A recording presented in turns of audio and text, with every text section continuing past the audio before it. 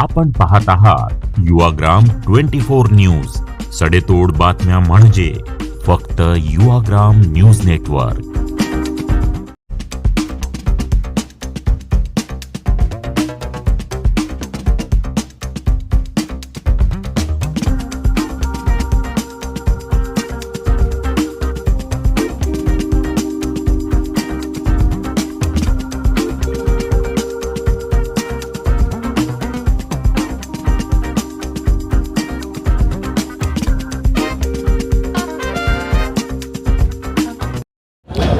भटका विमुक्त समाजाला जाती दाखले मिळावे यासाठी या ठिकाणी कालपासून संजय कदम यांनी आमरण उपोषण सुरू केलेलं आहे. त्या उपोषणाला पाठिंबा देण्यासाठी काँग्रेसच्या ज्येष्ठ नेत्या जयश्री वहिनी या ठिकाणी आल्या आहेत. काय सांगाल तुम्ही आज या आंदोलनस्थळी आला आहात, काय तुमची प्रतिक्रिया काय आहे? आज खरोखरच हा प्रश्न खूपच ज्वलंत आहे. कारण गेली अनेक वर्ष भटक्या विमुक्त जाती आहेत तर या दाखल्यासाठी सगळीकडे फिरत आहेत आणि त्यांना जातीचे दाखले मिळावेत यासाठी प्रशासन दरबारी आणि मुख्यमंत्र्यांना आम्ही नक्कीच ह्याच्यासाठी प्रयत्न करू आणि त्यांना त्यांचे जे आमरण उपोषण इथे चालू आहे तर त्याला आमचा नेहमीच पाठिंबा राहील. कारण समाजातल्या तळागाळातल्या लोकांचे जे प्रश्न असतात तर त्याच्यासाठी आम्ही नेहमीच अग्रेसर असतो आणि या लोकांचा हा जो प्रश्न आहे तो हा खरोखर ज्वलंत आहे आणि त्यांना जवळजवळ 36 जिल्हे आणि जवळजवळ 80 लाख लोक ह्याच्यासाठी वंचित आहेत तर त्यांना दाखले मिळावे म्हणून आम्ही नेहमी आग्रही राहू.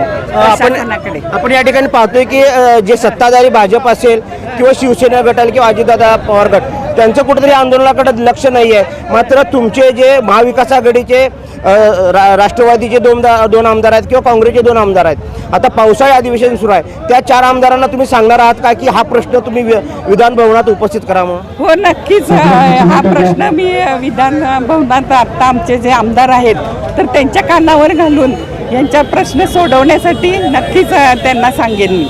आपल्याला बोलण्यासाठी या ठिकाणी जितेशदादा कदम आहेत.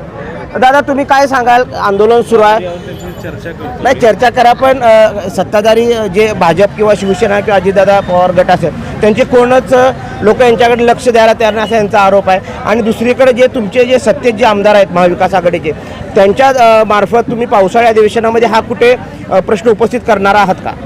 नाही, नक्कीच. आत्ता फक्त ह्या एका घटकाबाबतीमध्ये नाही, अनेक घटकाबाबतीमध्ये ही भूमिका भाजपच्या सरकारची सातत्याने आपण सगळ्यांना दिसून आलेली आहे.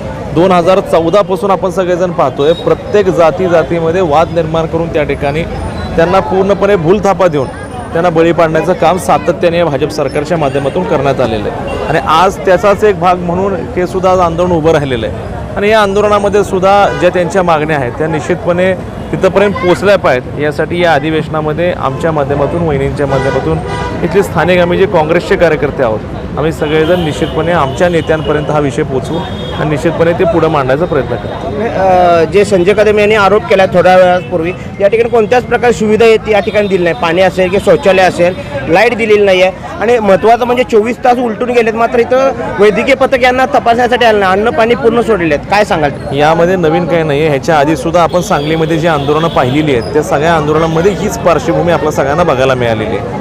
ह्या लोकांचं या सगळ्या गोष्टींकडे ज्याचं गांभीर्य नाही आहे त्याला कानाडोळा करण्याचं सातत्य या सगळ्या मंडळींकडून दिसून येतं. याची दखल खरं तर प्रशासनाने घेतली पाहिजे आणि तसं बायलॉमध्ये तुम्ही जर बघितलं तर ह्याची तरतूद आहे. तर खरं तर हे शासन नक्की त्यांच्या नियमाचं उल्लंघन ते स्वतःच करतात का काय हा प्रश्न त्यांनी स्वतःला विचारला पाहिजे. आपण या ठिकाणी पाहतोय की जितेश भैया कदम असतील किंवा जयश्री वहिनी यांनी संजय कदम यांच्या आंदोलनाला पाठिंबा दिला आहे आणि या सुरू असलेल्या पावसाळी अधिवेशनामध्ये महाविकास आघाडी जे आमदार आहेत सांगली जिल्ह्यातले त्यांच्या मार्फत हा प्रश्न उपस्थित केला जाणार आहे अशा प्रकारचं आश्वासन त्याने दिलं आहे. कॅमेरामन राहुल सोबत राजेंद्र कांबळे, सांगली.